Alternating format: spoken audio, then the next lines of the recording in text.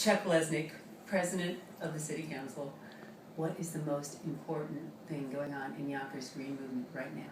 Well, we've proposed sustainable development legislation, and right now we're negotiating with the mayor's office as to what the scope should be. He came back with a draft that just really addressed city buildings and turning them green, which is very good with lighting and energy efficiency, but we want to give incentives to developers. And we developed a checklist, and we wanted to have a minimum of 35 points to win.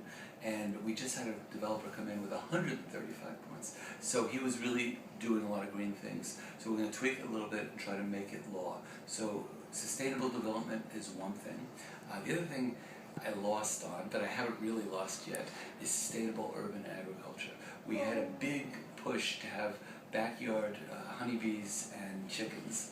And we had 3 council members who liked honeybees, 3 council members who liked chickens. They weren't the same 3. We need 4 votes. I thought that one of each was going to switch and support us. We had a very animated council meeting where people came and spoke, and we put it back in committee until we have a little more consensus.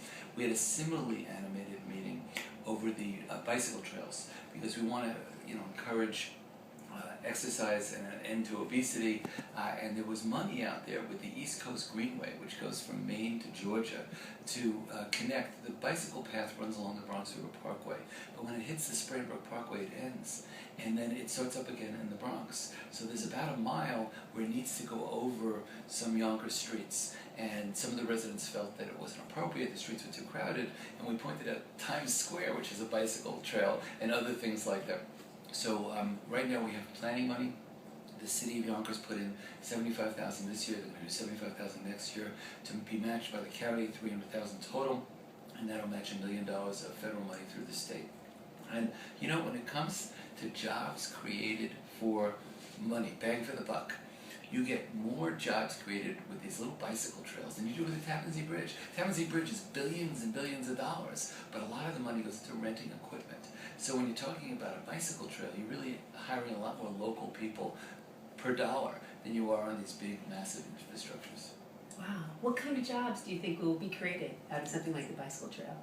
Well, on the construction level, you have people that lay the asphalt. But already I got somebody who wants to turn an old abandoned store right off the bicycle trail into a little cafe/bicycle shop. So, you start getting those uses to service the people, who do this bicycle tourism. Because in the city, there are all sorts of people that like the bicycle all through the areas, and they view Yonkers as a destination. And if they can come and see our sawmill, now again, you asked me about greenish infrastructure in Yonkers. So the Daylit Sawmill, which we just pointed out, was a $24 million state-funded project mostly, although we did put some local bond money into it, especially to carry it over certain hurdles.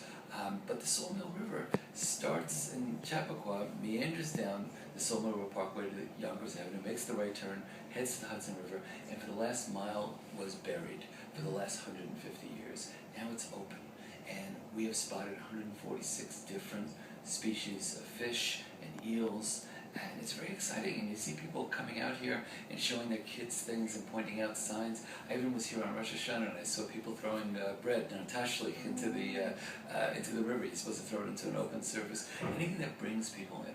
And now, people are starting to develop around here.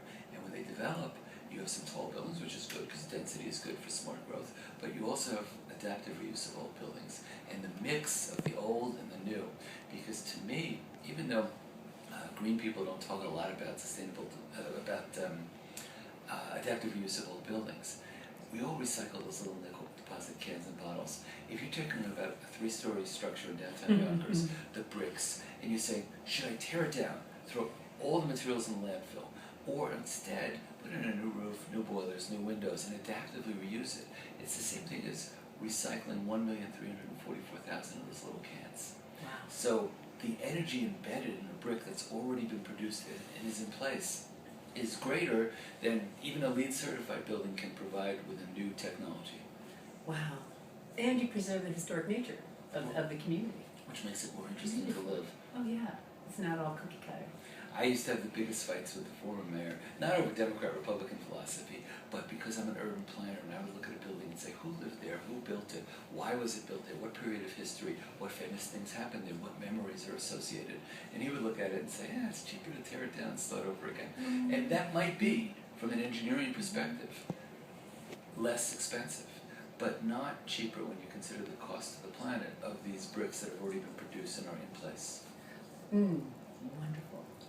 Thank you, Chuck, very, very much. Welcome, and thank you for coming to Yonkers. Thank you. Glad that we were able to turn some new people onto the city that so many people don't know about. Thank you, Chuck.